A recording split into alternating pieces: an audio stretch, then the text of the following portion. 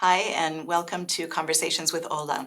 OLA is OLA, Organización Latino Americana, or Latino American Organization, and we are a nonprofit that's been on the east end of Long Island for 22 years. My name is Sandra Dunn, and I work with OLA Eastern Long Island, and I'm pleased to be here with you today. And I'm extra pleased to have as my guest today Susana Balan, who is a very special person to me, and also someone who is an author and a psychotherapist. Susana, thank you so much for being with me here today. Oh, thank you for inviting me here. It's very important for me to, because I have been just thinking that you are the person that allows me to understand myself here in this country. So, Even though I'm not a psychotherapist at all. no, but you are, how do you say, a doula, a partera? I'm a midwife. You are the midwife that helps me to put outside my ideas. And I wanted to begin for remember sentences of White that says that New York or Manhattan, especially, is a place in which you can have the gift of the privacy and the anonymity. And yes, it's true, but at the same time, because if you are so alone sometimes, or so private in your world, you need someone that understands you, and you were the person that make me to understand myself and understand me. So thank you very much. Thank you, Susana. Thank you. And so, Susana, you and I have collaborated successfully, and it's been for both of us, I think, a beautiful collaboration for the past 5 years on one of the books that we'll be talking about a little bit later today in the show. But this has been a very special collaboration for us as you have developed your ideas more and concretized your ideas more about the link personality, which again we'll talk about in a little bit. But first, let's just get to know you a little bit. And so obviously you are from Argentina, and you have your own experience of migration, which is I think a fairly unique experience. So why don't you talk with us about that? Well, yes, my story of migration is a long story of migration. My first migration was when I was my 10 years old. I migrated from a province, the north province from Argentina, from the north of Argentina, a very, very poor province in Argentina, to the city, to the capital, to Buenos Aires. But even in the province, when I was born and raised until I was 10 years old, I feel myself very uncomfortable because it was a kind of a lot of diversity, but diverse social class diversity, ethnicity diversity, cultural diversity. So I didn't fit in with any kind of groups there when I was at the school. When you went to Buenos Aires? No, no. First, in my first experience living in El Chaco. Oh, in Chaco, in your El Chaco, hometown. because Okay. I went to a school in which my colleagues, the other girls, were children from immigrants from Ukraine or from Russia or from Polish or from Italy or from Spain. I see. And at the same time, there are also children from the native From indigenous peoples. people in Argentina, Mm-hmm. and at the same time myself and the people from my social group. My father was the pharmacist in the city, so I belong to a kind of professional middle class people, but it was all together in the same school. Yes. And so was I didn't understand anything. I was a very, very complicated feeling of who am I in the middle of the diversity. In these conditions, I migrated to the capital, to Buenos Aires, When you were a young adolescent, right? when I was 10 years old. Mm-hmm.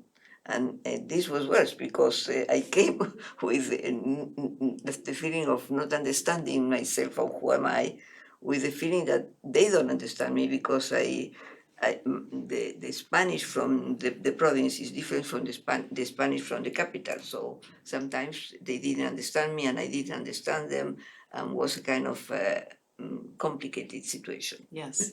I remember in this migration was very difficult because I have a teacher that for some reason, loves me and like very much me.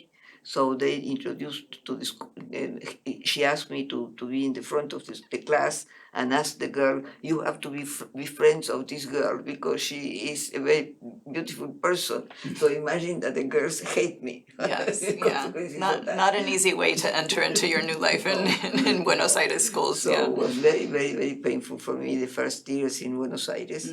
I beginning to be a little better in the secondary school, in not the college, before the high school. But in the high school, the complications with politics because my father was a kind of activist against the Peronismo and was in the middle of the Peronismo area. And was very difficult for me because I have to not to talk about the stuff that my father wants me to talk in order to be denounced in the politics, etc., etc., etc. So I have another complication in the high school. So you were surrounded by people, the majority of people were Peronistas. No. At that moment, no, but you cannot talk. I see. So your father was anti-Peron, and other people were too, but still people had to remain silent. No, in this moment, I belong middle class professionals, people, etc., in Buenos Aires already. But you cannot talk. You cannot talk because the persecution was very severe, and we have people that were tortured and was murdered and etc. So and I know that. So as a teenager, Yes. so this was very difficult. And after that, well, my life beginning to be a little better, and I continue studying and working, and etc. When I was 35 years old, I need to migrate for the second time now, yes, to Rio de Janeiro, to Brazil, because I have patience at that moment that was very a commitment with the fight against the military government In Argentina. And this was because it's called the Dirty War. And I myself didn't participate in this politics, but I have my commitment with the patients, and many of the psychologists working at that time were killed because of the connection with the patients. Oh. So it's very dramatic So situation. you felt you had to leave the country and go to Brazil. I had to, from one day to another, and I went to Rio de Janeiro because I already having connections with Rio de Janeiro, teaching in Rio de Janeiro. So I went with my two daughters. Yes. And this is a beautiful migration because Rio is the city of my soul. I feel in Portuguese. It's complicated because I talk in English. No, I talk in Spanish. I think in English, and I feel in Portuguese. So this is my identity. That's why you're a psychologist, so you can figure yourself out. One reason. And Brazil allows me to relax. Brazil allows me to find a way in which I can be less authoritarian than the Argentinian culture, and be much more in connection with the nature and the alegría de vivir, with the joie de vivre, with the joy to be alive. That this is not something that's happening in Argentina. So I'm beginning to incorporate it more and more codes. For example, melancholia, that is a tango, and is this kind of complicated feeling of sadness and etc. is not the same as saudades, that is in Portuguese, that makes something that you miss, but not necessarily because it's sadness. You can miss something that is very happy. I have saudades of the beach in Rio de Janeiro, but it's not with the melancholia. It's not this feeling. So I'm beginning to incorporate it. Those feelings. Not the feelings, much more than the feelings, Sandra, was important because my whole head, my whole way to think changed, like a kind of a boom. And I beginning to understand that when you feel the other's feelings from other people and understand in your body what happened with that, you change your way to think. And this is something that I thanks very much to the Brazilian culture, because allows me to look at the world in a different perspective, completely different. So So this was, interesting. this Yeah. was fantastic for And me. so then you spent time in Brazil, you went back to Argentina for I a spent 10 time. years in Brazil. I educated, I raised my daughters in Brazil, so they are completely Brazilian, even though they speak perfectly Spanish, but by heart they are Brazilian. Yes. One of them continued living in Brazil, as a matter of fact, and the other is an anthropologist that is specialized in Brazilian culture. So continue. This is Brazil for us is really a kind of identity for election. When I met again my current husband, that I had a connection with him when we are 20, and I said no to him, which was my mistake. We meet when we were in the 40s, and we are together now for more than 45 years. So it's I came back to Argentina, to Buenos Aires, because he couldn't leave Argentina because of the divorce situation, this kind of thing. So it's the third migration. I had to reinvent myself completely, because I don't belong to the people that if you migrate, you are not, you are or you are not. It's coming back to the country of origin is much more difficult than going to the country of a new country completely different. So Yes. from Buenos Aires, my husband received an important offer from working here in the United States, and he wanted to come here, so I came with him with very difficult situation, because I didn't speak English and I didn't understand the American culture.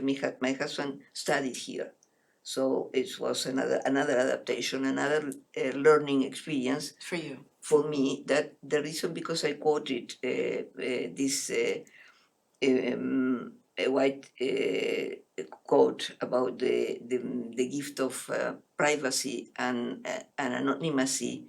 Anonymity. It was the gift for me that I received from Manhattan to living in New York, because I can invent it myself out of the way in which I have to behave if you belong to a group in Argentina, if you belong to a group in Brazil, or to be, even if you belong to a group in other parts of United States. You Right. can invent yourself, putting together different part of your identity. So this is the reason, because I began to work with linked personality. I found here in Manhattan my clients beginning to be more and more a kind of people that they are very successful professionally speaking. They are very successful. One of them, others not so far, but in families and romance and relationship. But they feel themselves inside themselves that they don't fit in. The feeling that they don't fit in make them feel very uncomfortable with everything. They can be in any kind of groups, and in any non-groups, like a kind of, they can behave like intellectuals, or they can behave as bohemians, or they can behave as artists, or they can behave as hippies, but they are neither artists, neither hippies, neither bohemian, neither mainstream. So these situations that you can kind of fit in with the feeling that you don't fit in. So being in between. So Being- Link is an in-between kind of identity. So you have in this book that you've been working on for 5 years, and that I've helped you as the midwife. The book is No One Is to Blame: Is Your Challenging Child a Link? And it's just been published by IP Books. It's available through ipbooks.net or through amazon.com. And so in this book, this particular book is a focus on how to help parents better understand what the parents, and what teachers and others might call a difficult or challenging child, right? And there are many difficult or challenging children that that can be called links. And link is a term that you coined, and it's a completely original concept that you have for a certain kind of personality type. So if we're thinking about adult links, then you've talked about this in between space, so that adult links and children, younger links and adolescent links would feel themselves to be kind of in this in between. Many identities, but no identity. Many places, but no place. So can you talk about that a little more? Yeah. I insist that this is the gift that Manhattan gave me. This is my last book, and is the synthesis of my almost 60 years of experience as a psychologist. But the moment in which I began to work with these concepts was here, because here I find people that decided to leave their countries, leave Argentina, leave France, leave different kind of countries, including leave different provinces from United States, and beginning to invent themselves here in Manhattan. Okay, so which I found in all of them was the feeling that they have a lot of problems to take decisions, like a kind of this is good, but this is also good, Yeah. and this is this you have right. I agree with you, but also I agree with you. So to whom I agree? Who am I? Politically speaking, socially speaking, in opinion about the film or about the book or these kind of things. I can understand different point of view, but I don't know exactly what is my point of view. I cannot defend myself very strong, or the adolescents. What happened with the adolescents is because they don't have the capacity to explain why they think that this is correct and this is also correct. They use the resources of fight, that is also exaggerated an opinion, in order to feel that they have an opinion, which is not true that they have an opinion. So this reaction of fight that adolescents have, that teenagers have, that's then because they feel insecure about what they think. They don't know what they think, so they sort of take this strong stance, even though they don't feel that strong inside of themselves. They say, I have this opinion, but they don't necessarily feel that opinion, but they feel the need to exaggerate how strongly they feel it so that they can have a voice, express their position. Yeah. Is it something like that? Yeah, it's something like that, and this is very difficult for teenagers and for adults, because if you have exaggerated an idea that you are not very sure about that, you cannot allow yourself to learn the difference, and you cannot recognize that you are doubt or you are afraid of something or these kind of things, because you have to amplify your assertivity in these kind of things, which doesn't allow you to find your own truth. And this is something very important, because I used to have a client that invented sentences. In Spanish is si fuera por mí, which means if it were for myself, I decided to do that or that or that, but who is me? So because you have many me's, and in which way you can recognize what are the me that is taking the decision that is really relative to your own truth. This is very important, because the children's link and after that the adults link has this problem, as I told you, about the loyalties. The loyalty because they identify with the truth of my mother and the truth of my father, or the truth of my family, and the truth of the culture in which I am living, that is not exactly the same culture of my family. So what is the truth in which really I can stand up and feel comfortable and feel that I am myself? Yeah, so Okay. which is my own truth versus my Yeah. mother's or my father's Yeah. or my Yeah. family's versus the cultures. And one of another defining characteristic of links is that or a condition that needs to be present for a link personality to emerge, is that the parents, links typically are raised in a household where there are conflicting or contradictory values.